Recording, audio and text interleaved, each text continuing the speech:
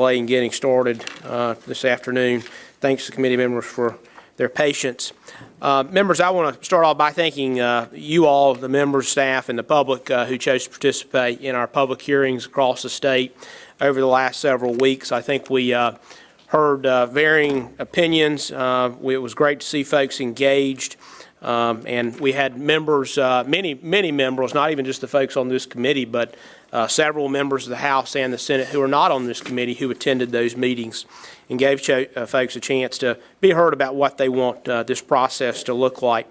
The purpose of today's meeting is to just to do some housekeeping to give folks an idea of what the map drawing process is going to look like. And we anticipate beginning tomorrow starting the map drawing process. And so we want to lay out very clearly what the criteria will be, or rather the rules will be for this committee for drawing maps. So we'll just jump right into it. We're going to have 4 terminals, and if you look around this room, you see the big screens. There are going to be 4 of those.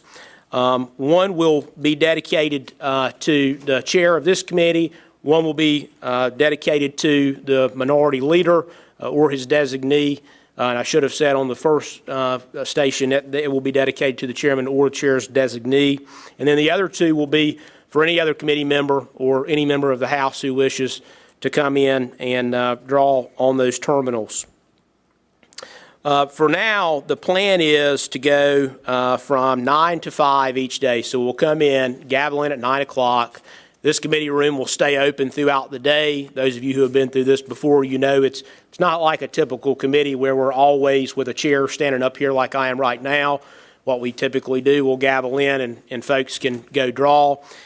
We may take breaks throughout the day, or we may just leave the committee room open. We want to be cognizant of staff, let them be able to eat lunch and that sort of thing, so we may take a few breaks here and there. But by and large, the committee room is going to be open from 9 to 5. We're going to plan to do that Monday through Friday for now. So as of right now, Chair anticipates having this committee room open throughout the rest of this week until Friday at 5 o'clock. But the Chair will say that if significant progress is made, we may not keep the committee open all day on Friday so that we don't have to keep staff here. And obviously members will be traveling back to their districts. To prevent them from having to travel back on Friday night, we may go ahead and may not have the committee meeting Friday, or we may end the committee early on Friday. So just wait and see on that front. And this is a rule that I want to make sure all members are clear on, but this committee and the House as a whole will only consider maps that are drawn in this committee room on one of the 4 stations. So if a map is not drawn on one of these 4 stations in this committee room during those committee hours that the committee is open, then those maps will not be considered for a vote by this committee, and of course will not be considered for a vote by the House. And we'll be able to know, because when you put a map into one of these computers, that becomes a matter of public record, and we can tell which were drawn on these computers. It has to be drawn in this committee room. When this committee is open, we'll maintain a live stream and live audio during the whole time of map drawing, so that the process will be, we believe, just about as transparent as we humanly can do. And that's what we heard in public comment. We heard folks say we want a transparent process. Well, that's what we're going to give the public. We're going to give the members of this body and the public a transparent process where we draw maps in this room with a live audio feed and a live video feed. And we're going to create a rule that we're only going to consider the maps that are drawn in this room, in the House, in this committee, and ultimately in the House. Members, we're going to continue to have session, of course, regular session throughout this process. As members know, we're still dealing with the budget right now. So obviously the Speaker's aware that this process of redistricting takes a lot of labor, and will give us ample time to do that. But we have to continue with the business of the House in general. So we'll do just the best we can on that, understanding we're operating under a tight timeline. And we've talked about that a lot throughout this committee process, that because of the delay in the census data, we're just now getting to a point where we can draw these maps after doing the public comment we wanted to do. But with filing coming in December, we really need to get these maps drawn as close as we can, or at least by the end of this month, if not sooner. That's going to be our goal, to try to get these things done by the end of the month. That way we can give the Board of Elections time to get ballots printed and let folks know what districts they're going to be in, so they can decide if they want to run or not run, whether they be members of this committee or folks who are not in the General Assembly at all. Members, with that being said, Mr. Chairman, can I have a quick question? I'm going to take questions in a little while, but if it's something that's really important right now, okay, all right. I'm going to take questions at the end. So, for ground rules, that's it for now. I may have left something out, and if so, members can ask me in a moment. The second step in today's committee is going to be the presentation of the optimum county groupings that have been come up with by the nonpartisan staff. And so the chair is going to turn this over to Erica Churchill in just a moment to make a presentation on the optimum county groupings that have been crafted by the nonpartisan staff. But what the chair will ultimately say about these groupings is, in years past, if you've been on this committee, you know that we have adopted certain groupings. Chair does not anticipate adopting any particular grouping this time around, because there are multiple options within the county groupings, and that's what you've got in front of you, and that Ms. Churchill is going to explain in more detail here in just a bit. Rather than limit any member of this committee into just certain groupings, what the chair anticipates is that members can use whichever combination of the groupings that you see before you in drawing whichever map a member sees fit to draw. The only groupings that will be considered are those that are in the packet that's in front of you. These were initially put forth by Duke University, and nonpartisan staff has also drawn their own groupings and confirmed that the Duke groupings were correct. And so we're confident that using the algorithm as required in the law, that these are the possible grouping, the possible optimum groupings.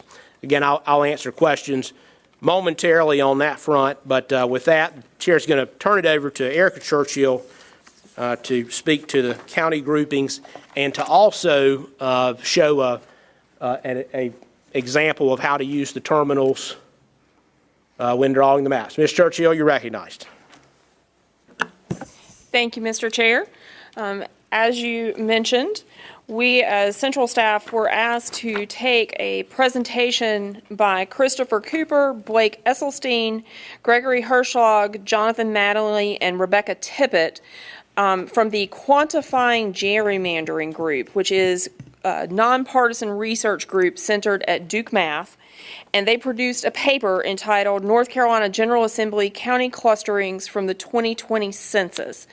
It was posted by Mr. Hirschlag on August 17th, 2021, and we took it as a recipe because throughout this they gave instructions as to what they believed were the optimum county groupings. I would note that they particularly say, however, there are often multiple optimal county clusterings that minimize county splitting, and they reference two other blogs that they have posted. The release of the 2020 census data allows us to determine the possible county clusterings for both the North Carolina State House and State Senate redistricting processes. The one part of Stevenson v. Bartlett which this analysis does not reflect is compliance with the Voting Rights Act. To determine the county clusters, we used the implementation of the court order procedure described in Carter et al. The site they gave for Cater et al.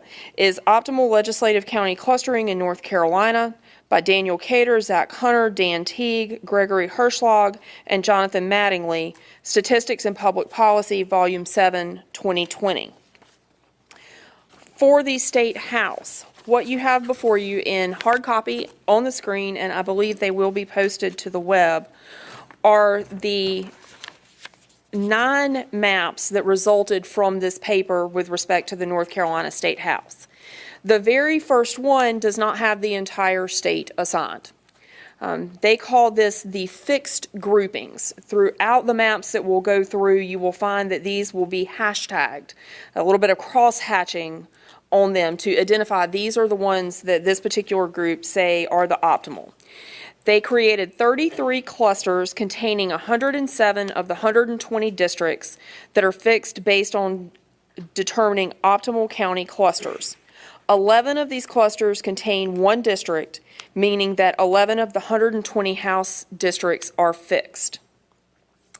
So as you're looking at the map, whether in hard copy or online, you will see that there is a letter assigned to each. I'm just going to pick on Carteret and Craven in the eastern part of the state in the blue shading. It is Q2. The Q is just an easy letter reference if you need to talk about that particular grouping with anyone. The 2 means that that is population sufficient for 2 House members.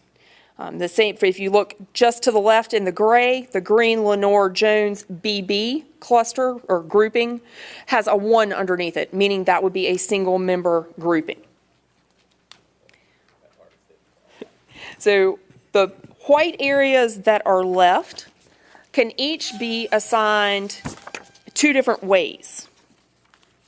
So that would get you to the lovely house maps that are left. You're laying these. Something.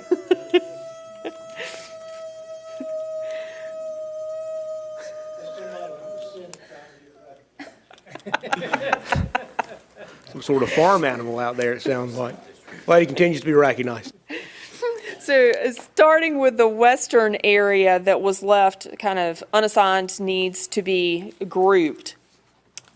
As you will see it on the Duke House 01 map, it would be districts HH and II. The first option here would be to combine Surrey, Wilkes, and Alexander to create a 2-member district, and Allegheny, Ashe, Watauga, and Caldwell to create a 2-member district. So that means we got to go to page 7. If you will skip over to Duke House 05, this would give you a visual of the second option for this particular grouping. It would be a combination of Surrey, Allegheny, Ashe, and Wilkes for a 2-member grouping, and Watauga, Caldwell, and Alexander for a 2-member grouping. Staying on the Duke House 05 and heading east to the southeast, the options in that southeast area here would be to combine Wayne and Sampson into a 2-member district, Duplin and Onslow into a 3-member district, and Pender and Bladen into a 1-member district.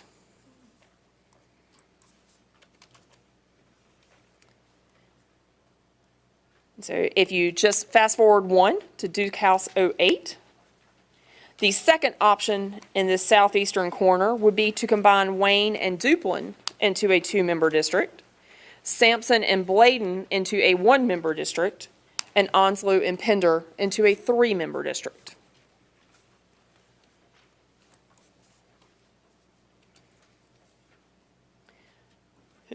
Duke House 05 will be our example of the northeastern corner. Option 1 would be to combine Hertford, Gates, Pasquotank, and Camden into a single-member district, and Currituck, Dare, Hyde, Pamlico, Beaufort, Washington, Tyrrell, Perquimans, and Chowan into a 2-member district.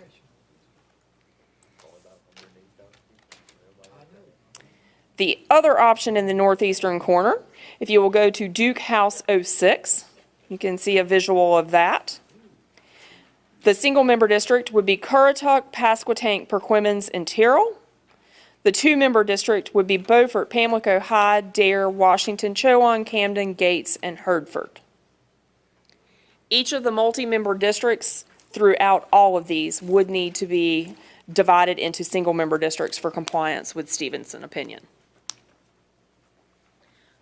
I should probably note, just so that everybody is aware, the ideal population for a North Carolina House district is 86,995 people, according to the 2020 decennial census.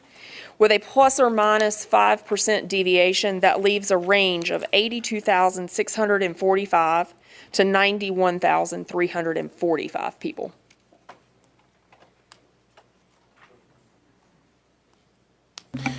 Okay, members. The chair is going to give Ms. Churchill an opportunity in a moment to display, give an example of how the terminals will work. But if that is it for your presentation on groupings, if you'll stand there for just a second. Sir. Committee members, do any members have any questions for legislative staff at this point about groupings? And again, the chair is going to take some questions at the end.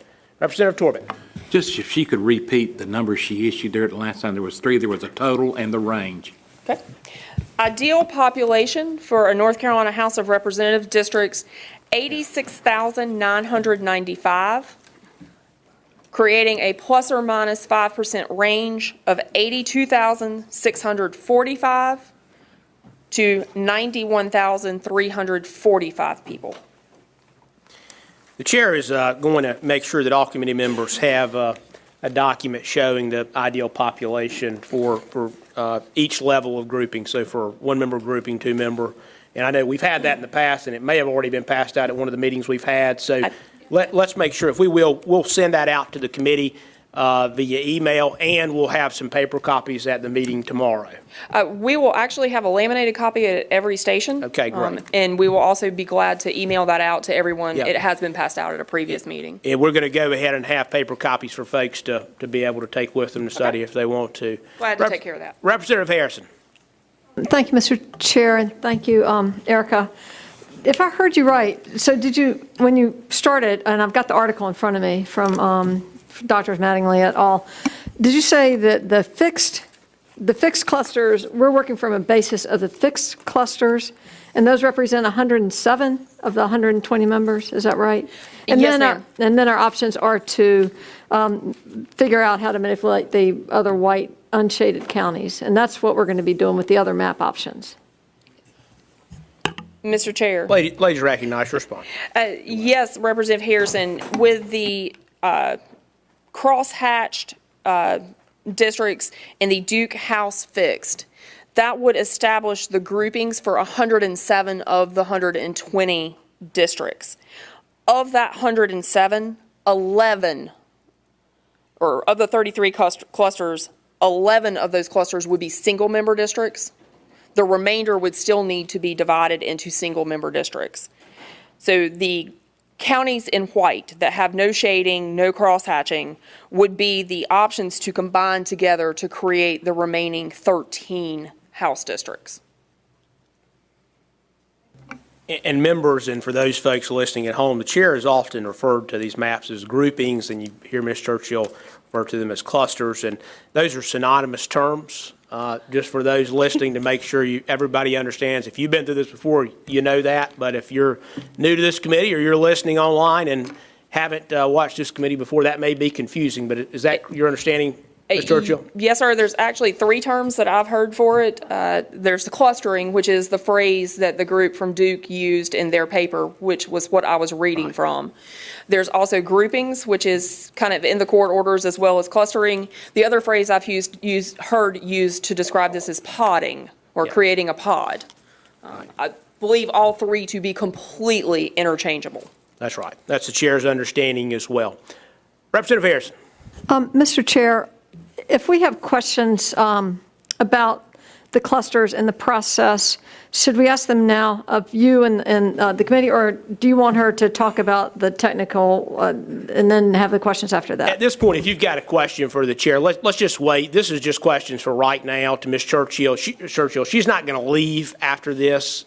She'll be right up here. So if we have another question for her later, but while they're there at the podium, chair thinks it's appropriate to give them give members the opportunity to ask them questions. Representative Warren. A question for Ms. Churchill.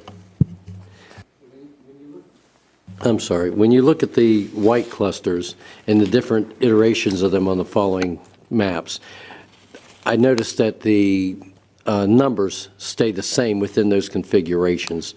So is this just a matter of looking at those particular counties in terms of their connection to each other, continuity of it, or the contiguousness of it, or whatever the word is we're looking for there? So, Mr. Chair, if I might. Well, you may answer, yeah. So you are absolutely correct. So starting kind of in that western corner, the counties of Surrey, Allegheny, Ashe, Watauga, Wilkes, Caldwell, and Alexander, that white area has a population in it sufficient to support 4 single-member districts. So it becomes a question of how to group those counties together to best create districts that are in compliance with Stevenson. And there are 2 options there. Both would be 2-member districts. It's just a matter of what the committee chose to use. And follow-up. Gentleman's recognized.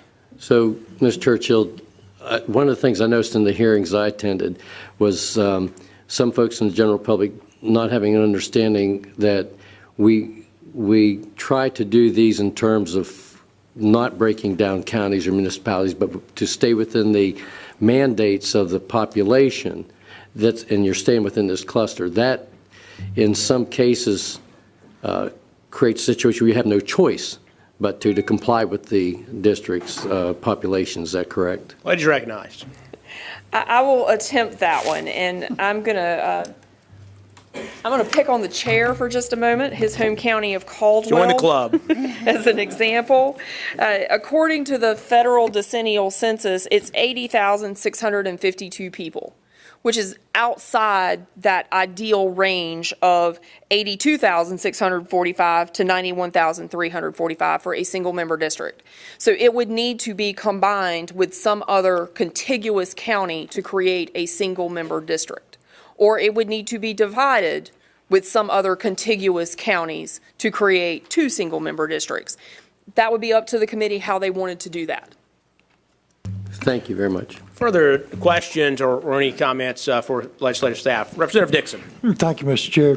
Ms. Churchill, without having to add it up, how many House seats are there in the white area, including Duplin, and then the white area with Terrell? So, Mr. Chair, the area including Duplin, Wayne, Sampson, Bladen, Pender, and Onslow is population sufficient to support 6 single-member House districts. That northeastern corner, beginning at Pamlico, running all the way up to Currituck and over to Hertford, is population sufficient to support 3 single-member districts. Thank you. Further discussion or any questions for legislative staff? Okay, Ms. Churchill, if you want to give us an example of how to use these terminals, the lady's recognized to do that. I'm going to ask Will. He's going to come up and help me. Yeah, absolutely. So I would note a couple of things as Will is getting us started. Each one of these terminals will be directly fed to and live stream. And audio from that terminal will be fed to the live stream. There will not be a video associated with that terminal. There will be a video of the room that will be seen by the public. The public here in the room can choose to use the screens here, or they could choose to use the North Carolina General Assembly Wi-Fi to log on if they wanted to focus on just one of the 4 terminals. And I'm going to walk over to the terminal so that we can turn that on, so you'll see what it's going to look like. So from here, you will be able to see a house plan. And so these are just examples that we have been testing to make sure that everything works. These are existing plans. They are nothing new. We just wanted to make sure that everyone had a map that could be seen, can be used, the software works. So this is what you would see on the screen in the room. We will leave this up and going until after the committee adjourns so that someone can walk around and see what an actual drawing station would look like as you were sitting at it to engage with the staff to instruct us how to draw a map of your choosing. And Ms. Churchill, if you will describe what's the large TV to your right for? They are identical. So staff member will be sitting at the smaller screen. member or whoever, whatever the group of members are together will have the larger screen available to them to stand behind, to sit behind, just so that it's a little larger, a little easier to see. Members, do we have any questions or debate about how the process will work in terms of what Ms. Churchill's just described? Again, I'm going to stand for some questions. Representative Torben. Just for reference, it's my understanding, I think she alluded to it, the staffer is there to actually do the map drawing with assistance and information from the member. Is that how that's going to work? Because some of us in here have never done map drawing. The staff folks are there because they understand how to use the software, but it will be completely up to the member to direct the staff member as to how to draw those maps. And staff it wouldn't be appropriate, of course, for staff to make decisions about how to draw. But to answer your question, yeah, you're absolutely right. It will be up to the member to tell the staff member who knows how to use the technology how to draw. Representative Carney. So I'm not sure if this question is for now or later, but so if I come in as a member and I'm drawing on a map and I leave the room, somebody else comes in, draws another map, and then I want to make an amendment, how does that work? The chair is going to initially respond to that and let Ms. Churchill respond to sort of the mechanics of how that works. But in the past, what has happened is if you go in and draw a map, and let's say you want to take a break and go eat lunch or whatever it is you want to do, you can save your map in the system so that somebody doesn't come behind you and start drawing on the map that you've already created. So you'll be able to save that. You'll be able to come back later on and draw that map. Now, Ms. Churchill, is that correct in terms of the technology? And I'm going to continue on with that to try to answer what I think your whole question is. But Okay. yeah. So, yes, sir, unlike with our drafting system where you are used to us being able to get to any prior iteration that we have drafted for you, the mapping software doesn't work quite like that, but we are set up internally to make sure that the map that you closed out before you stepped away to get a bite to eat or to go to a committee meeting is always there. When you come back, we will be copying that map to pick up exactly where you left off, so that we will always have that first map just in case something goes wrong and you just need to go back to it. So there will be an option for you to pick up wherever you left off and continue going from there. There will be an option for you, if you really like what you hated what you did in that second session, you can go back to the first session and pick up again and start over. And to answer your question about how to perhaps change a map that another member's drawn, and I guess the real question is amendments, there will be an opportunity for members of the committee to put forth amendments on whatever map or maps this committee ultimately takes up. And the chair anticipates, as we've done in the past, members can decide whether they want to put forth a whole map of the state as an amendment or whether they're just wanting to amend certain groups or I guess even certain districts. Members will be able to be given an opportunity to put those forth. So just to follow up, Yes. Ladies and recognized. I've never drawn these maps before, so that's why I have all these questions.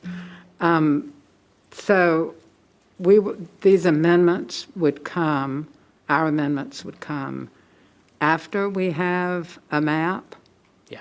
So if the lady will think about it just like a normal committee meeting where a bill's before the committee and members are putting forth their own amendments or perhaps they're wanting their own bills to be put forth at a given time. But the easier way to think of it is members are wanting to put forth their amendments to the bill that's on the floor. The opportunity to do that will be there. Let's just say that you like the map that's before the committee, but for a couple of the groupings, and rather if you just want to focus your argument or whatever the case may be on those two groupings, the lady can say, look, here are the two groupings. I'm just putting those forth as an amendment. I'm okay with the rest of the map. The opportunity to do that will be given. Thank you very much. And let me say with that, obviously we're under a tight time constraint, and so we don't have time for the committee to consider 100 maps from every member who's on there. So at some point the chair will have to limit that. But as of now, the chair doesn't anticipate having to limit members' amendments or proposed maps. The chair thinks that we'll be able to do that in a time-efficient way and still get our work done in time for filing.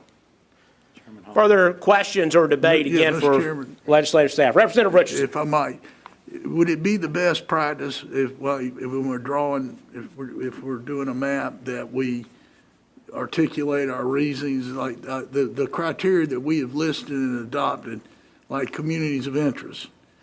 Should we, if we do an amendment or do part of a map or do part of a district, should we state the reason? Should we state the reasoning on there that it follows the criteria, in which criteria it follows, or just not comment, or what do we give us some guidance on that? You know, that's really up to each individual member as to what they want to say while they're drawing the map. And if a member wants to say, here's why I'm doing this, every member is free to do that. This committee has adopted a set of criteria that's to be used in drawing the maps. And so that'll be the member's choice, whether they think that is a best practice or not a best practice. Further questions or debate? Representative Carney. Thank you, Mr. Chairman. So if did I hear you or Erica say that the public is going to have access to all these portals? Is that correct? So, As we are drawing them. I'll let Ms. Churchill go ahead and answer that, and I may weigh in. Okay. So Representative Carney, as this is set up currently, a member of the public can choose to look at what is happening at Station 1 online. A member of the public could choose to come to the room and sit in the back and could see all 4 stations going simultaneously. But to the best of our knowledge, the public will not be standing behind a station, over your back, over staff's back, instructing, conversating, that kind of thing. Okay, just to follow up. Ladies recognized. Did you? So will that, each time a member comes and draws a map, is that archived for the public? So the chair's I'm just understanding is that any map that's drawn by a member of this committee in this committee room becomes a public record. Ms. Churchill, will you speak to that? Yes, sir. Our understanding as well, because this map is being drawn in public before the committee, it is a public record. We will have a copy of it. It will be saved forevermore. At this time, we have not been instructed to place any of those maps online. If the committee so instructs, we will be happy to do that. Right. So that meant just to comment why I'm asking that question. Ladies recognized. Is through the public hearings, attended a lot of those. And that was one of the questions that kept coming up over and over again. Is will the public have an opportunity to be a part of drawing these maps or actually having access to the drawing of these maps publicly? That was why I was going that way. Representative Cooper Suggs. Thank you, Mr. Chair, and thank you, Erica. Still on that same vein in talking about the public and the maps that we're going to see. We know that the public has had that keen interest by attending the sessions as well as the feedback that they've given. So what steps are you proposing to assure that the public be involved in these maps that represent them? And if the lady will indulge me to wait just a minute till I can let Ms. Churchill sit down, because the chair is going to take questions like that one. For example, if there are any other questions for Ms. Churchill, and I will come back to you, Representative Cooper Suggs. Representative Thank you so much. Thank you. I was going to hope, I think this one fits in this segment. Is there intent from, should we have an anomaly or a glitch in the technology? Do we think the mapping should suspend until such time that glitch is reconnect, or we'll deal with that if and when it happens at the time. Let's say if it doesn't. So. Representative Brockman. I'm not really sure if this question was answered, but Representative Carney asked if members of the public would know who was drawing maps at the specific time. Will they know, let's say, for example, Representative Brockman is working on a map at this time? Will they know that? Ms. Churchill. At this time, the way it is set up, no, sir. They will know that they will be able to see what is being drawn on Station 1. From the audio, they would be able to hear your voice, your instructions, but there would not be a label that was there at all times to say that this is Representative Brockman speaking. We can try to work on something of that nature if the committee would like. Gentleman's recognized. But there would be something that says at the end of the day that this is Representative Brockman's map. Is Chair, that correct? yes. So the chair will speak to that. There will be something on the final map that says who is drawn that map, at least the original part of it. It may be amended, but the amendment will have the member's name on that. And we've done that in the past. Ms. Churchill? And I might kind of step in just a little bit to remind everyone that the maps are not what the General Assembly enacts. It is the bill that is sponsored by a bill sponsor, just like every other bill in the institution. The amendment's the same way. For an amendment offered by Representative Brockman, the amendment will state that it was offered by Representative Brockman. It will have attached with it a visual of the map, but it is still technically the amendment that the General Assembly is voting on. So yes, sir, all of that will come together. Okay, members, are there any questions that are just for Ms. Churchill at this point? I know another one may arise, so she's not leaving. Okay, if not, Ms. Churchill, thank you very much for your eloquent presentation.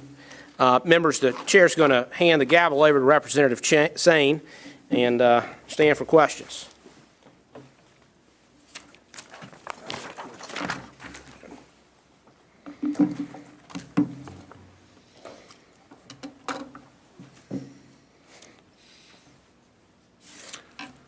All right, Representative Hall, you ready?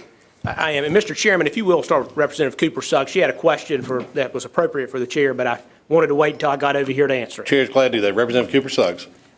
I can wait. I can hold off for a moment. Okay. That's all Fair right. enough. Fair enough. Thank you, Representative Cooper-Suggs. Representative Richardson, I think I've got you, and then maybe Representative Harrison.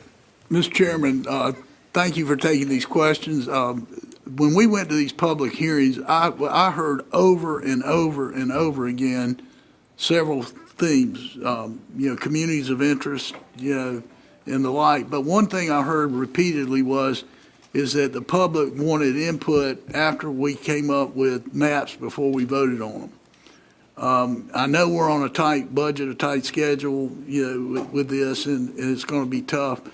But is it your plan to have some public hearings before we vote on the final maps, but while the maps are up for consideration? Thank you, Representative Richardson. And so what I will say is that I do anticipate there being some manner of public hearing on whatever the final proposed version of the map is before the House approves that, and we've done that in the past. But I want to speak to what I think is often missed sort of in the story about when or how we're going to do public comment this time around.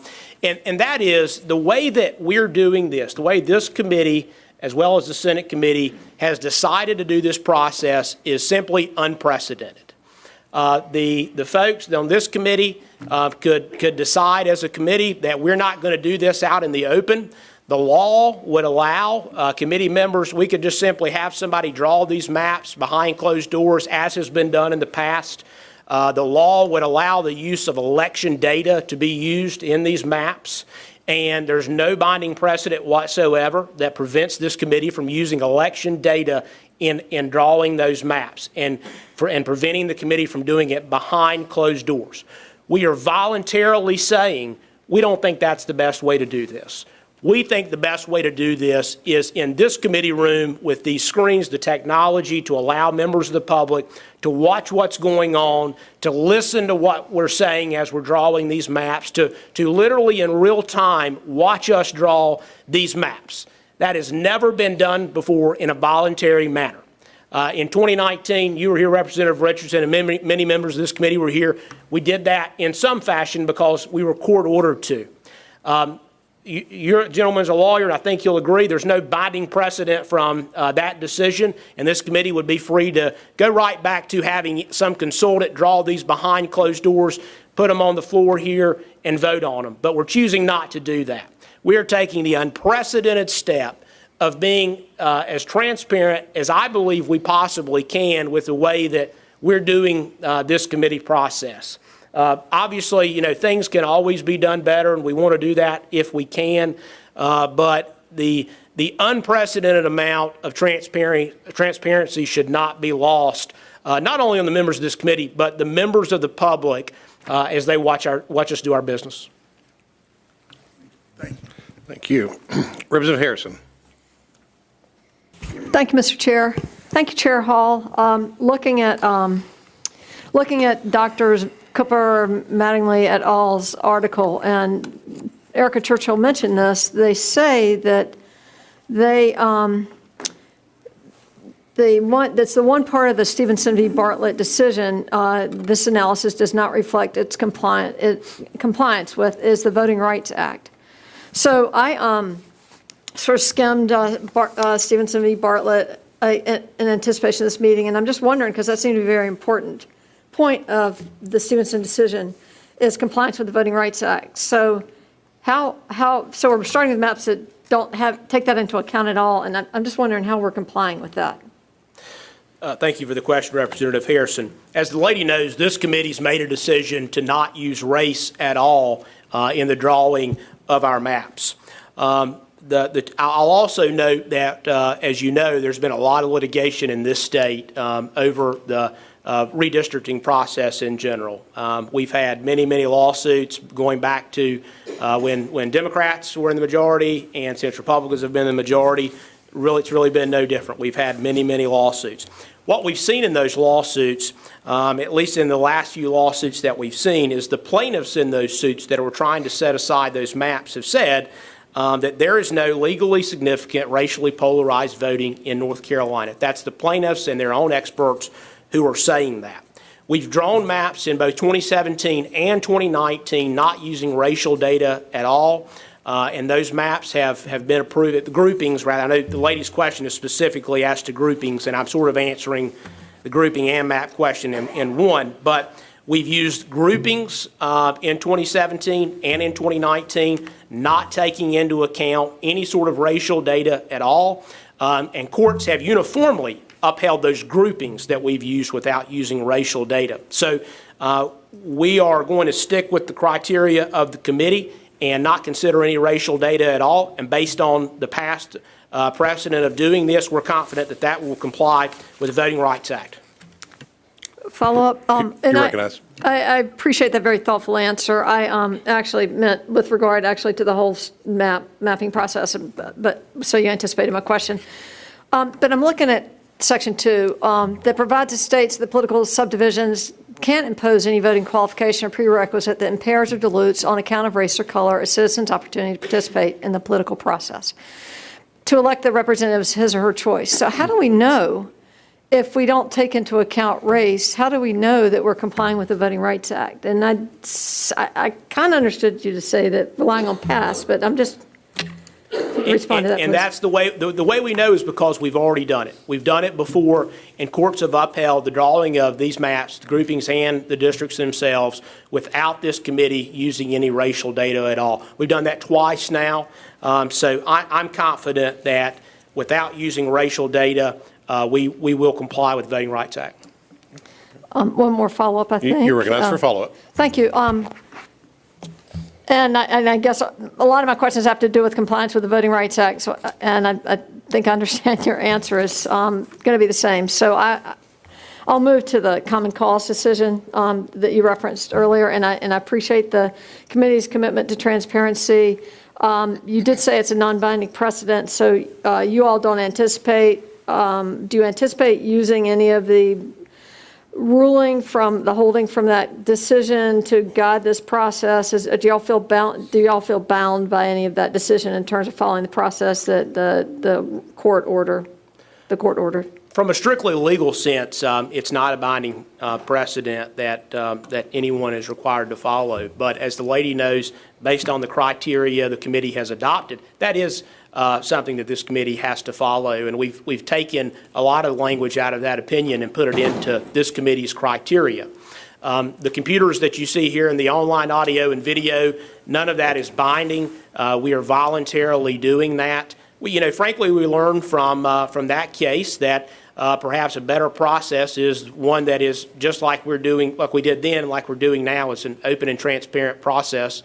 So, while it may not be binding, the committee has chosen to impose upon itself some of the principles outlined in the common cause case.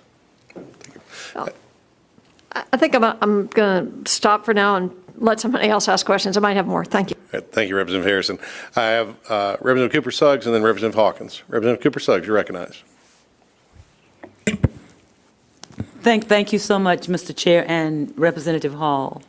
Thank you so much. My question was, goes back to the public's input and the keen interest that they've had in this process, and we've seen that, as I stated earlier, through the districting process, as well as through the online portals too. Over 3,000 people have responded, so we know that there's interest out there. And so my question deals with what steps are you proposing to assure that the public be involved in the efforts that to create maps that represent them? Thank you, Representative Cooper-Suggs, for the question. So I'll go back to what I said previously in response to, what efforts are we making to, make sure those folks can follow this process, to make sure that it's doing whatever they feel like it should do. Because some members of the public feel one way about what this process should ultimately end up with, and others feel in different ways. There are differing opinions. Again, I think it's important to understand context of what's happened in the past in this building for the past 200 years when this body has drawn maps. What has happened in the past is some outside entity, a consultant, goes and they draw the map behind closed doors. We would come into this committee just like we're in right now and throw a map down in front of the committee members and say, here's the map that we propose. We're not doing that this time. What we're going to do this time is a more open and deliberative process for this committee. We'll literally be drawing on the stations that you see, so members of the public across the state and in fact across the world can log on to the website and watch these maps as they're drawn, as we draw them in live fashion. And then we've seen that the public comment portal is actually much more popular than the in-person public comment method for one reason or the other. We get many more comments through that portal. We get many more emails, as members of this committee can attest. You receive emails all the time from folks, and probably messages in many different ways and phone calls. So the public has favored that online portal in telling us how they want to see this done. That portal is going to stay open throughout this process. So an individual sitting anywhere in our state, and again, anywhere in the world, can sit and watch what's happening, could literally send a comment right then, simultaneous with that drawing going on, saying, I'm watching Station 4, I don't like what I see in X district, or I do like what I see in X district. That's going to be time-stamped. The committee members are going to have a chance to read every one of those. And so there is ample opportunity for members of the public to weigh in on these maps. Again, in the past, there's been little opportunity because the map's already drawn. Folks can come in here and talk all they want, but the map has been drawn. That's not the case here. We had public comment ahead of time. We're going to draw these in public, and I do anticipate at least some in-person public comment moving forward. With all of that said, I do anticipate at least some form of in-person public comment at the end of this. A follow-up question. You recognize for follow-up. I just want to make sure I fully understand this. So how are we going to use the comments, the public comments when drawing these maps? Well, Their actual comments, how are we going to use those? so that's up to each member of this committee to decide what they want to discern from a given comment. We know that if you read all of these comments, there are some of them that you can't do what both of them say. So you can pick out two messages, and one person wants you to do one thing and the other person wants you to do something else. So what do? Well, that's the decision for each member of this committee to make, what they want to do in response to that public comment. What I can tell you this committee has done in response to that is to ensure that we have the most transparent process in the history of this state. Thank you so much. Thank you. Representative Hawkins. Thank you, Mr. Chairman. Thank you, Chairman Hall. Really appreciate you taking the time and not only to sort of travel across the state for these public hearings, but to take these questions. And so one of the things that you mentioned that I want to follow up on is you said throughout this process, meaning that the public comment portal will be open throughout this. Can you define what that is? Because I know I've actually received that question on a start and ending time, so that people know sort of how to engage it fully and sort of when their last time is to do so. I anticipate that public comment portal being open until at least the time that this body adopts, meaning the House and the Senate, the General Assembly, at least until the time the General Assembly adopts state House maps, state Senate maps, and congressional maps. That public comment portal will stay open until at least that time. Follow-up. You recognize for a follow-up. Thank you, Mr. Chairman.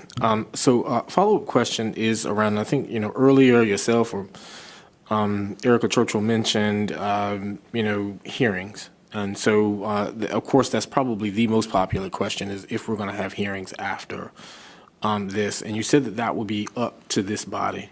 Can you give us a timeline in the way you see this and when we would kind of make that decision? Yeah. And when you think that this body should, between now and when we actually have to file, when we need to do that? Because I think, again, a lot of folks would want to know if we're going to sort of go back out on the road and talk about these again. Yeah. I'll answer that by saying, as the gentleman knows, we're on an extremely truncated timeline, and that's nobody's fault in this body on either side of the aisle. We just simply didn't get the data in time to do this in the way that it's been done in the past, and especially when you couple it with the fact that the maps aren't being drawn by a consultant somewhere and being delivered here and us going and voting on them. We're going to do that. We're going to take the time to draw these in this committee out in the open, and that takes time. As the gentleman knows, we've drawn these maps together in years past. We haven't done it this year for everybody listening home. He and I have not, but in the past we've worked together on drawing maps in prior sessions. So it's difficult to say and commit to some form of public comment afterwards because the reality is we've got to get these done in time for the State Board of Elections to get ballots finalized. I don't know, frankly, how long it's going to take us to draw these maps. I expect to hopefully start to get some gauge as we get in this thing tomorrow. But for all I know, it may be the last week of October, and we're still in this room trying to finalize one version of these maps. And they really need to all be done in the sense that we need to have some final map in place before that public comment comes in so that they can comment on whatever it is that we're considering. Again, I will say that I do anticipate at least some form of in-person public comment. I just don't know the method, where it'll be at, and how much it will be because of our truncated timeline. But I will just, again, say the online version has been extremely popular. We've had a lot more comments there than we've had at some of the in-person sites where we didn't have a ton of people show up. Some sites we did have a lot, others not so much. So, folks across the state still have the ability to directly communicate with us, and they've got the chance to watch this happen live. So, I am satisfied that the public's got an ample opportunity to weigh in on what we're doing. Okay. Thank you. One last follow-up, Mr. Chairman. You recognize for a follow-up.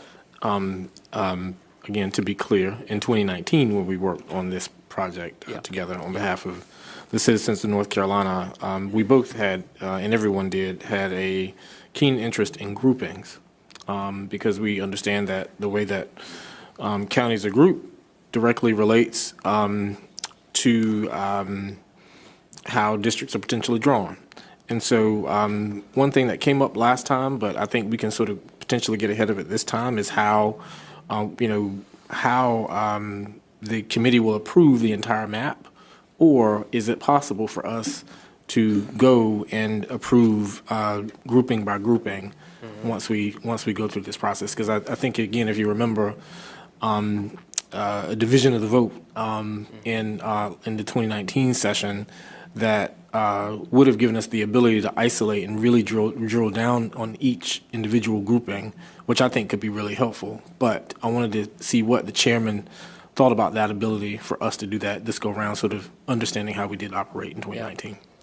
I anticipate, as I said earlier, taking up members' amendments that they have in whatever format that they want to put forth, whether that be an entirely new map or a specific grouping, with the only caveat of saying we can't take up, every member of this committee can't come up with 50 or 100 amendments and us possibly have time to get this done. So assuming that doesn't take place, which it hasn't in the past, and so I don't anticipate that being the case this time around, I think it will be similar to what we saw last time, and that is, members could put the amendment in whatever form they really saw fit. I keep saying one last follow-up. We'll give Mr. you one Chairman. more last follow-up. Yep. And so, I like you, native North Carolinian, and my birthday's in May, so I was always used to having a May primary. And I understood, why we moved it to March to play in the presidential, but this is a midterm. And so is there any appetite potentially to move the primary back to May in the midterm versus the way we do it in presidential years? Because to give us the ample amount of time to work on these maps and have the potential public comment and have the fun that we did last go round on this project. Yeah. I'll answer that question by saying, I haven't seen that appetite from the body. I chair redistricting and rules, and I will leave it at that I don't anticipate us moving that deadline back. I think for a number of reasons, but one of the best reasons I think is, folks folks have planned for that for some time now. And I certainly understand the gentleman's argument that perhaps it gives us more time to get it done. But on the same token, you've got folks who have been running for maybe statewide offices, and you've got folks who have planned to run at given times. And so sure. At this point in the game, I anticipate keeping our filing deadlines as is. Sure. Well, I would just argue, Mr. Chairman, that it gives those people, North Carolina has 10.5 million people, and it's a pretty big state, so that would give those statewide folks a lot of time to get to know the people of North Carolina. But I really appreciate your time, Mr. Chairman, and thank you for the ability to ask questions. Thank you, sir. Thank you. Any other questions? Representative Harrison and then Representative Carney.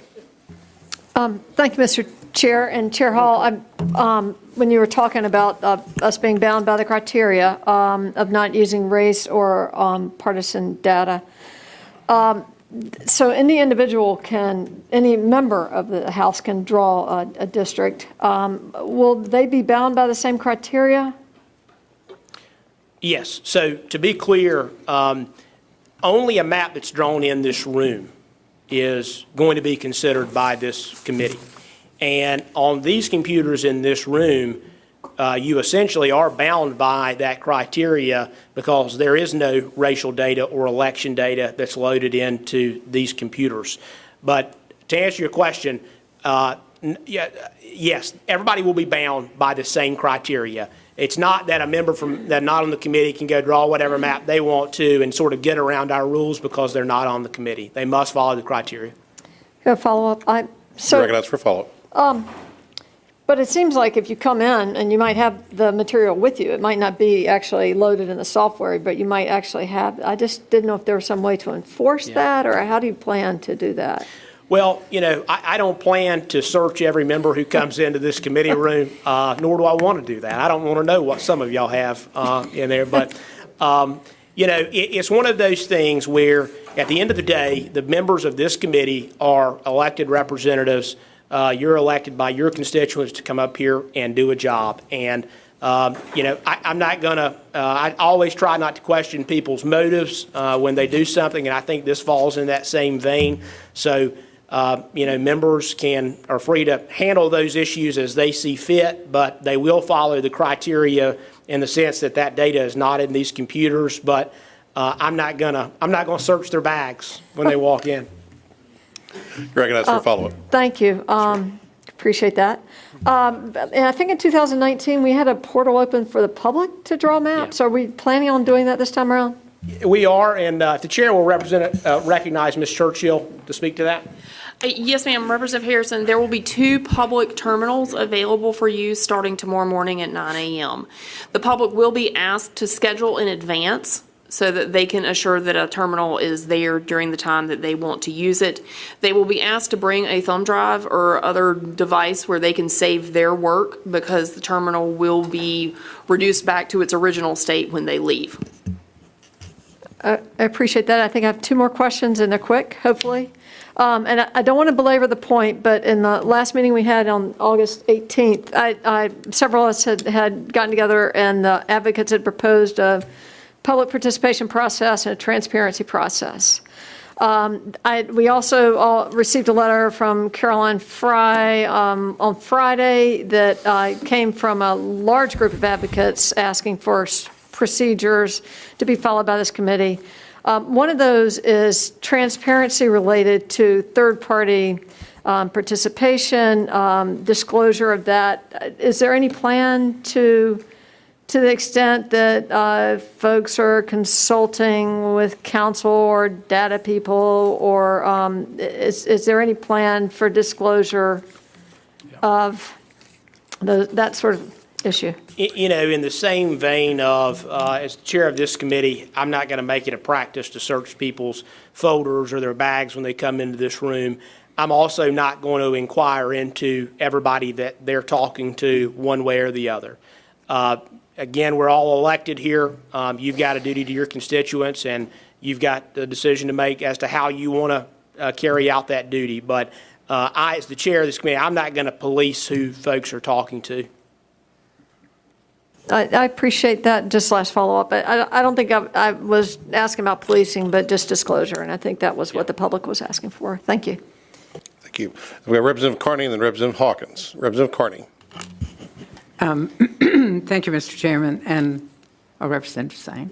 And Mr. Chairman, thank you for taking all of our questions this afternoon. I want to go back to the drawing of these maps in this room, and I guess I'm one that I envisioned at first that this committee would come in here for 2 weeks, gathered around the maps, work together in a nonpartisan way to draw these maps out in the public, as you've stated. But I'm hearing now, and I'm understanding, member, when you said any member can come in here from 9 to 5, Monday through Friday for 2 weeks, correct me if I'm wrong. That's right. But any member of the legislature, House members in here, and I guess the Senate will be doing the same. So it is going to go beyond, the map drawing will go beyond just the committee members. Is that correct? Yes. And one thing I do want to correct that I just said, you said Monday through Friday for 2 weeks. I don't know if it's going to be 2 weeks or not. I don't know how long it's going to take. But and I understand why the lady's asking the question. And, you know, having done this in a similar fashion in 2019, what ends up happening when you leave this committee room open for that long, it gives members an opportunity to come in and draw as they see fit, just as you and I have the right as House members to have drafted whatever bill we want to have drafted. The reason that we're doing it that way is, you know, we wouldn't tell members prior to the filing or bill drafting deadline, we wouldn't say, you know, only certain members can file bills. You know, sometimes that may be preferable for our given caucuses, but unfortunately, maybe unconstitutional. So in the same vein, I want to give every member of the House an opportunity to be able to draft their bill, so to speak, if they want to do that. But what you'll also see happening, especially sort of in peak hours, so to speak, so, you know, in the mornings, I would anticipate on like Tuesday, Wednesday, Thursday, you're going to have several people in here. And Representative Hawkins and I have done this in the past.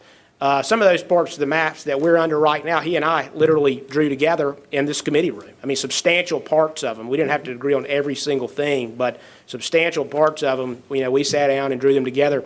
So some of that will happen. You know, members may ask members from given districts to come over and say, hey, what do you think about, you know, this given area? You know it better than I do. So that's going to be allowed. I mean, that teamwork, so to speak. But the reason for leaving it open so much is just to give members the opportunity to have their voice heard, so to speak, in this committee room. So a follow-up. You recognize? If there are 120 members out of the 120, let's say every member decided to come in and put something in to these maps, a little section or their own or whatever, their own districts. How do we pull all of that together? And I know staff will be the ones that will pull that so that it meets all of the criteria and pass all the muster, whatever. Yeah. Will we come up with one map or 2 or 3 maps that then the committee would vote on? I'm just asking. I think we'll have multiple maps that the committee will vote on. You know, just like with any other committee, if you're not a member of this committee, if you want to draw a map, you're going to need to get a member of this committee to present that for you. Just like on any other committee, if you've got a bill that if you can't be in a given committee or you're not on it, you just want somebody on it to present, they need to present it for you. That's probably, and actually, now that I say that, it depends on the timing. Let me actually take that back, because if we have time, to let other members come in and speak to that, just like we would other committees, we'll do that. But I do anticipate that sort of creating a time crunch for us. And so most likely what we're going to do is limit it to the members of this committee presenting amendments and presenting their various maps.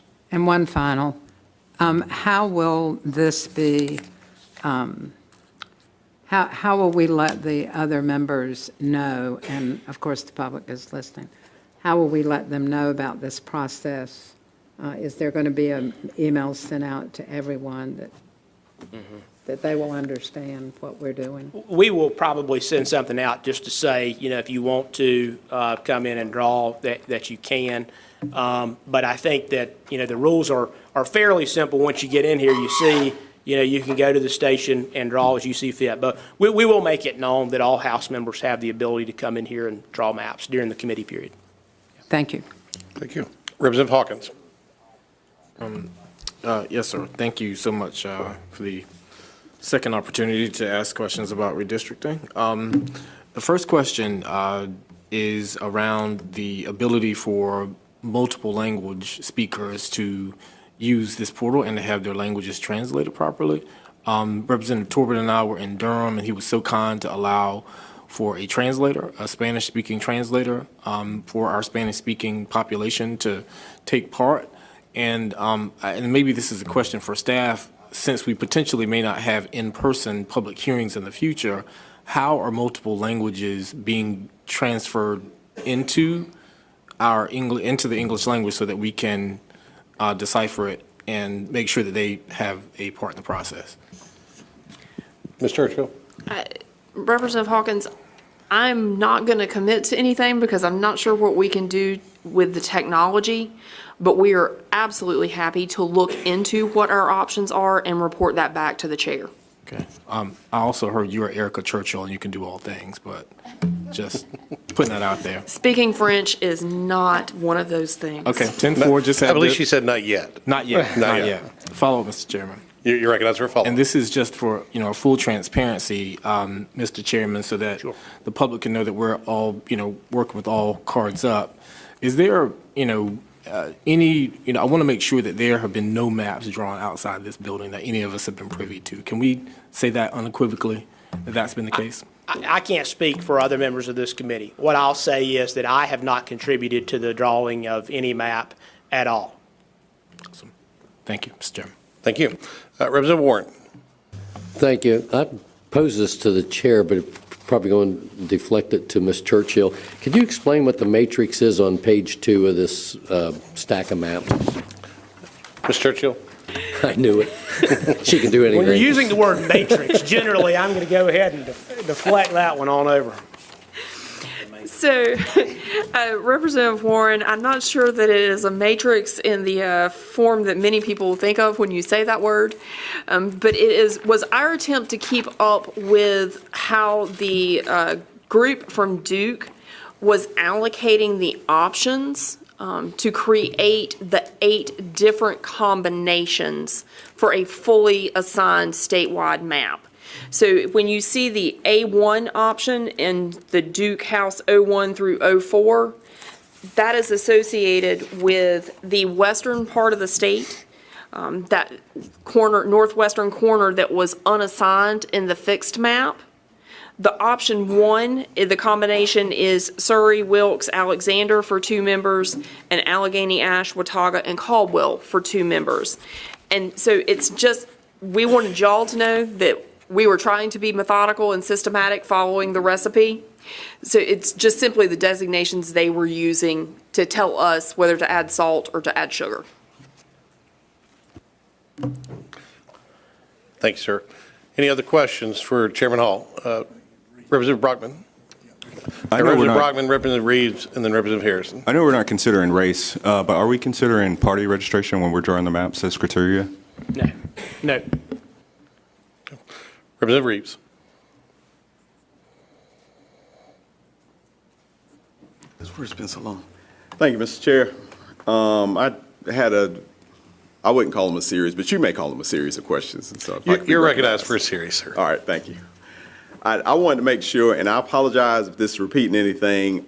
I don't know that I have the answer in my head, and I know that when we walk out of this room that I'm going to get all these questions, so I'm trying to kind of figure out where we are. So on the drawing of the maps, I think my big question is, and I got to get my glasses back on because I had to type this because I can't see and I can't read anymore.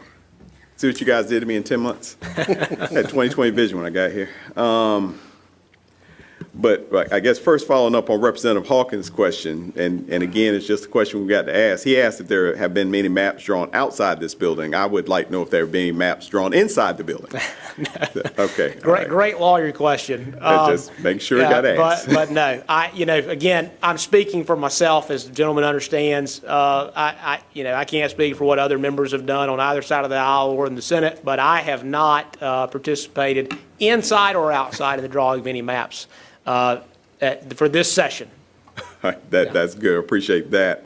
And going on that same issue, and really, and you and I have talked, and I want to say publicly, you have been very good about keeping me up to date with what we're trying to do, how we're trying to do it, and I appreciate that. And we had this discussion, but I want to kind of get it clearer now. So my concern is similar to Representative Harrison's concern, because here seems to be the problem that you run into. So let's say somebody, and I'll use somebody who would never do this. I'm going to use Representative Bell. So let's say Representative Bell comes in and he's gone and he's talked to, non-member Billy Richardson. And Billy has said, oh man, this would be a great map for you, John Bell, because, you put all the Democrats over here, you put all the Republicans here, and then you get all the black people here and the white people here and all that stuff, obviously using racial and partisan data that we're not using. And so then he says, here's my map, so you don't have to worry about drawing it. Well, if Representative Bell, under what I'm hearing, brings that map in, sits it down in front of him at the terminal, and just draws it on the computer, then he at that time has been allowed to draw a map that's been drawn on the computer, so it can be used, but it's still using racial and partisan data. And I'm just like Representative Harris. I'm definitely not asking anybody to police anyone, but do we have anything in place that would kind of help prevent that? Because, to me, that seems an easy get around in a legal sense around the criteria that we've set up. Well, I would initially say that the problem that you face at the end of the day, as the gentleman already knows, and as I've said, I don't think I have the ability to police members of this committee, nor do I want to try to do that. I don't think it can effectively be done. The committees of this, the members of this committee have an elective duty to do things, I think, in the right way. And we have a set of criteria that we have used in here. I know I'm not going to bring in a map and sit down and draw it. But, the reality is we're elected officials and people talk to us and they call us all the time. And throughout this process, many members of the committee and the body are going to be told by folks, whether in their district or in the halls out here, what they think they should do. And in fact, as many of the questions today have shown us, the members of this committee really want the public's comment. And, those members of the public may say, Representative Reeves, I want you to draw the district this way, and I want you to do this precinct. And that's up for you. That's up to you to determine how you want to handle doing that. But at the end of the day, I think we've done all that we can in the sense of we're only putting the data that's allowed to be used in the computers in this room, and we've got a live audio feed and a live video feed. I'm not sure that we can do a whole lot else humanly to prevent any sort of noise, so to speak, from coming in other than doing those things. Is it possible, just as a follow-up, that we could at least prevent the bringing in of a physical map to draw from? Is that something possible? Yeah, and you and I talked about this the other day, and I thought it was a great question and something I hadn't really thought about. And I certainly see your point. But what I don't want to get into as the chair of this committee is, when Representative Warren comes in here and he's got this big spread, me, telling the sergeant at arms to take Representative Warren, or take his map, away from him, or take him out of this committee room. I want to avoid that. And it's one of those things that there might be a scenario where, you draw one map in here, you've been through this before, you draw a map, you have it printed out, and you might take it with you to study it and think about it and to determine what you want to do to perhaps change it. Maybe you want to take it to your constituents and say, look, here's what I'm thinking, what do you think about this? And maybe they give you input, and you might want to bring that very map back in here that you drew in this committee and sit down and based on the changes, the input you've got from other folks, make those changes. And I don't know how we would again, I go back to the word policing it, how I can't stand over somebody's shoulder and say, no, that's not the map you drew in here, that's a map, I don't know where that came from. I don't think it's possible to do that. But what I can tell the members of this committee, as the chair, I won't be bringing any maps in here to draw off of. But I want to be clear that when members of the public, they're watching these live video feeds, or members who are sitting in the back, they're going to see members of this committee walking around with maps in their hands. Some people like to have a sheet of paper in front of them. You probably like me. I like to read, a statute printed out rather than read it on a computer screen so I can write on it and think about it a little easier. So because of that, I'm afraid, even if we tried to do that, the optics of removing members from this committee and seeing people walking around with maps that have been printed out because they were drawn in here, I think it ultimately results in the best path forward to just say, look, folks, the map you draw has got to be the one that you do in here and nowhere else. And, that's up to the members and their integrity as to how they want to handle that. And then I would say, then based on that, I'm assuming we will be instructing members that you're not to use racial or partisan data in the drawing of the maps that you do in here. Absolutely, yep. And I would also, I guess, say that once we're down to the maps that we're going to be voting on, I would think that's something we can ask members when they're presenting a map. If a member comes up and says, this is my map we're voting on, you can say, okay, you didn't use racial or partisan data, and that won't be considered out of line. I think that's, a fair question for any member of this committee or anyone, in the House to ask those very questions. All right, well, then that gets us to the next question I've got. We've got criterion that we've put in place that we set up for the whole map drawing process. What my question is what criteria are we going to use to choose between grouping options? Are we going to have some plain set out criteria saying this is what gives us the best grouping options? So the committee is not going to adopt any specific of the options and groupings. We have said, as I said a moment ago when I was chairing, the only groupings that we're going to consider are those that's in this packet. But as you know, the committee members know, there are multiple possible groupings within that packet. We're not going to vote on which one members have to use. So that's going to be up to the members of this committee to decide what combination of groupings each member wants to use in drawing their maps. Within that, there might be, one particular grouping or set of groupings that somehow results in a map that more fairly meets the criteria over some other set of groupings, but that's, in large part, some of that is subjective, not all of it, but some of it is subjective, but it's going to be up to the committee members to decide what set of groupings they want to use. We're not going to limit the committee to any one combination of groupings. Right. Okay. Thank you for that. And back to some of Pricey's questions on the Voting Rights Act, because I'll be the first to say I don't practice in that area, so I don't profess to completely understand what we're supposed to do. I think what my question would be is, what do you feel like our obligations are under the Voting Rights Act at this point? Because I understand you saying that we won't be using racial data to determine what those districts look like initially, which I think was done before. So what do you think our obligations would be, and how are we going to comply? Well, obviously, we're obligated to comply with Section 2 of the Voting Rights Act. But as I said earlier, we've seen a lot of litigation in this state, and you followed that. I have followed it. I can't say I've read every line of every single case, because that's all you would ever do, if you were going to go do that. But I've read a lot of it, and in my opinion, what the plaintiffs have said, so those folks who have tried to set aside maps, have said And their experts, by the way, the experts that they hire to go to court for them, they've all said that there is no legally significant racially polarized voting in North Carolina. That's the evidence in the record from past cases that we have. In my opinion, that's what the Covington court found. So Judge Wynn found that there was no legally significant racially polarized voting in North Carolina, but certainly the plaintiffs and their experts made that claim.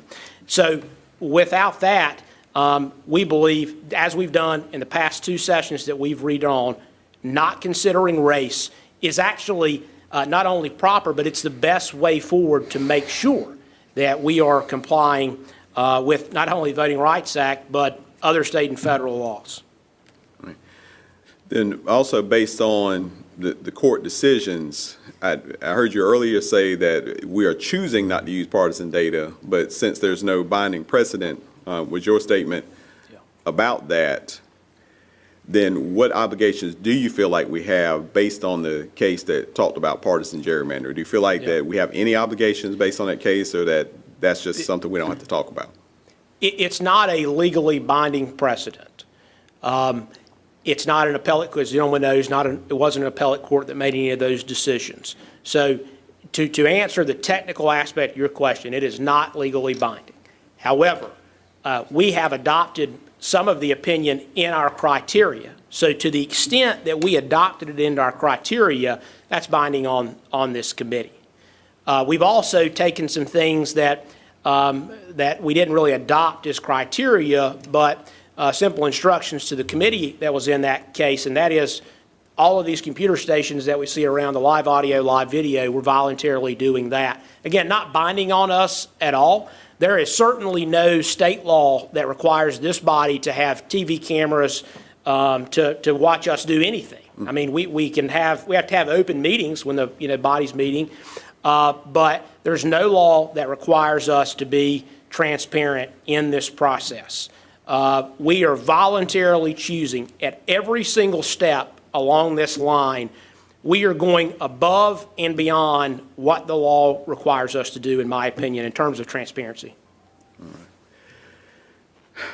And I think I've got one follow-up that may be more appropriate for staff, but you, if you'll just determine, Mr. Chair, who's best to do it, because while you were talking, I was also thinking back on the Voting Rights Act. I guess my question is, how do we know we're in compliance with the Voting Rights Act with a map then if we're not using racial data during this time? Well, again, I would fall back on what we've done in the past. I mean, we have done this in the past in the very method that we're using right now. We haven't used racial data, and those courts have upheld that process. So we're essentially sticking with what works.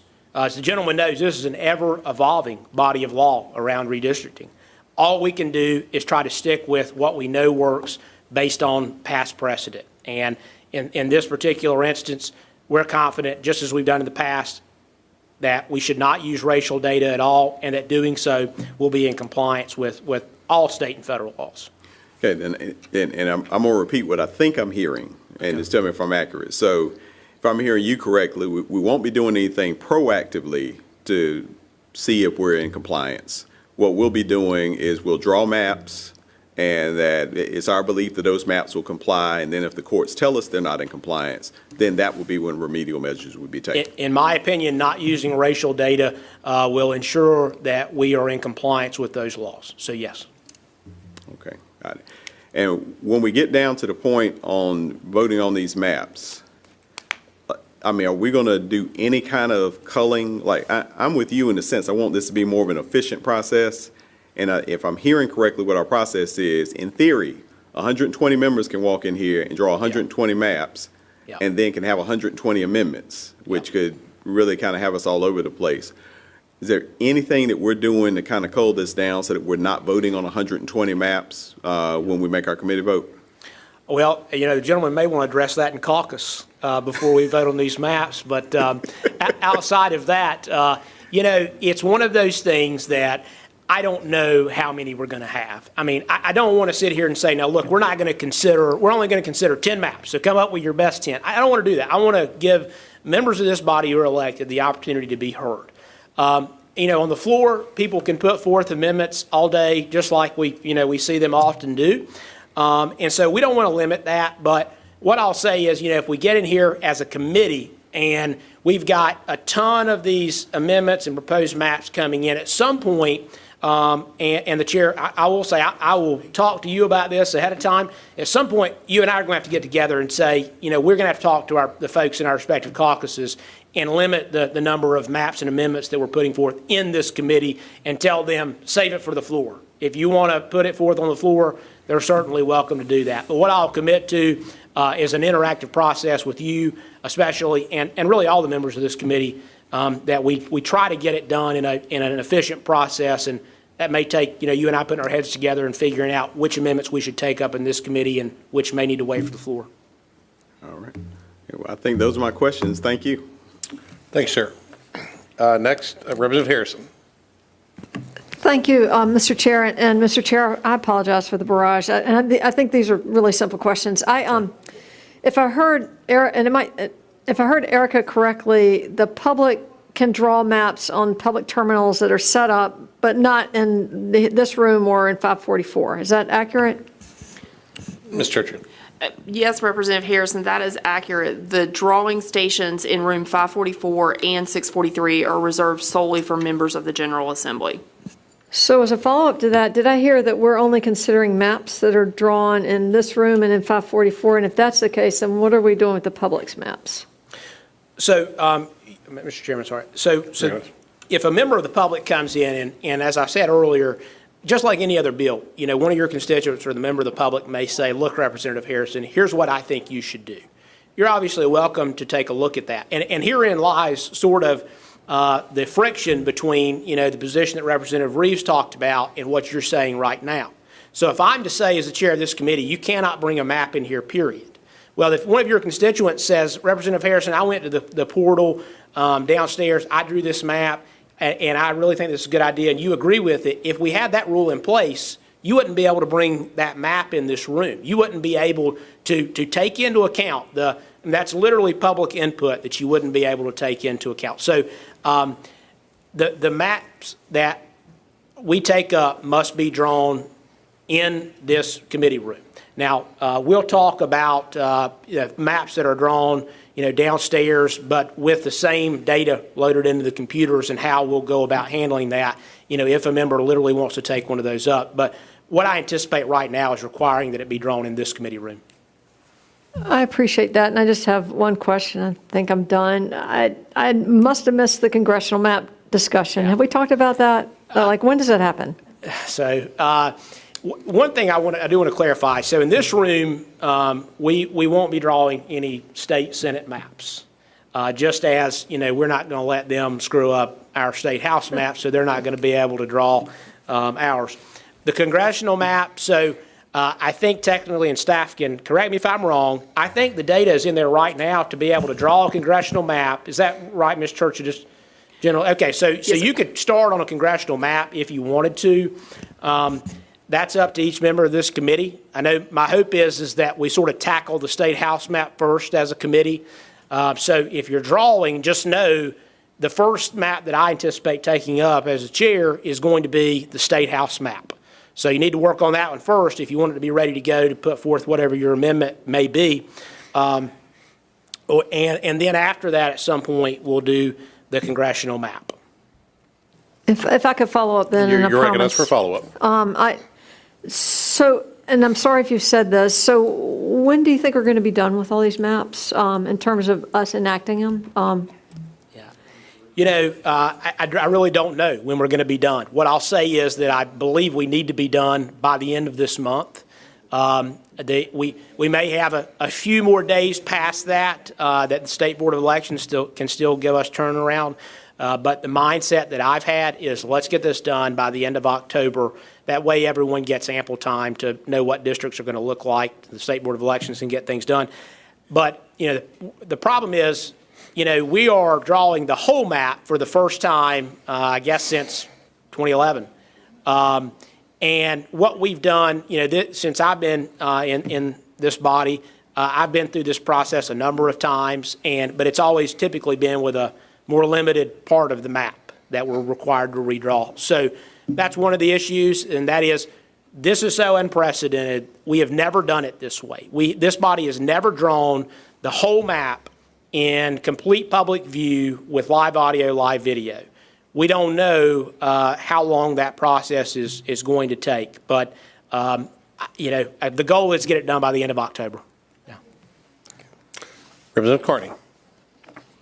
Just one last question, and Mr. Chairman, thank you so much for your indulgence, and we're about to beat the Senate on this committee meeting length of all of us being able to answer questions, so I appreciate that.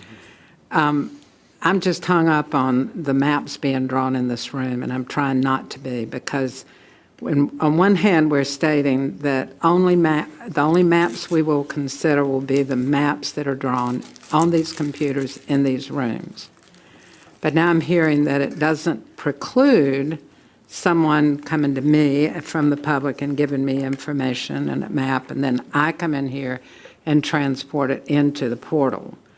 That takes that to a level of there can be maps, and help me understand if I'm wrong, there can be maps drawn outside of this building from any group and given to a member or a group of members, and they can come in and put it into the portal. It would be under their name. Is that correct? Well, I guess in a literal sense, you certainly could hear from somebody else and come in here and draw a map. And there's really nothing we can do about that. It's a First Amendment issue. The members of this committee have a First Amendment right to go talk and hear from their constituents. Their constituents have a First Amendment right to talk to their legislators. Well, even if you're not their legislator, the folks of this country have a right to say what they want to. And if you're walking down the street, they can come up to you and say, Representative Carney, here's what I think you should do. It's then up to you as a member of this committee to handle that in whatever way you see fit, just like you would a bill. Some individual in your district may, or not your district, may write out a bill for you. You're not going to go introduce that, obviously, and us vote on it. It goes through the bill drafting process. So in some ways, it's very similar. The other thing that I'll say, though, I think what may be getting lost in the weeds is when you actually sit down to do this, it's a big state. There's a bunch of precincts. On the congressional maps, you have to get things with zero deviation. It's going to be very difficult to sit down and memorize an entire map and come in here and sit down and pinpoint wherever an outside map was that you saw. But I think fundamentally the issue is going back to the law would allow exactly what you're saying, but even on another level, it would allow you to go hire somebody to draw whatever map you felt like was the best map and bring it in here and put it before this committee. But we're going above and beyond what the law requires in terms of transparency. We're going to require them to be drawn in here. Any other questions? Thank you. For Chairman Hall? Seeing none, I believe the business of the committee is completed today. Is that right, Chairman Hall?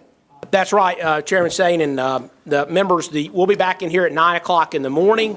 We'll gavel in, and members will be able to draw, and let's see how much we can get done tomorrow and perhaps part of Thursday, and see if we need to work on Friday. You've heard the gentleman. Come in tomorrow ready to work. With that, I'm sorry, Representative Carney? So that triggered one more question. Does that mean that the full committee, Monday through maybe Friday, for however duration, we all are to be present in here every day that the maps are being drawn? No, you don't have to be present. That's completely up to you as a committee member. You can come for all of it or come for none of it, but it's up to you. We have a choice. Thank you. All right. We stand adjourned. Thank you.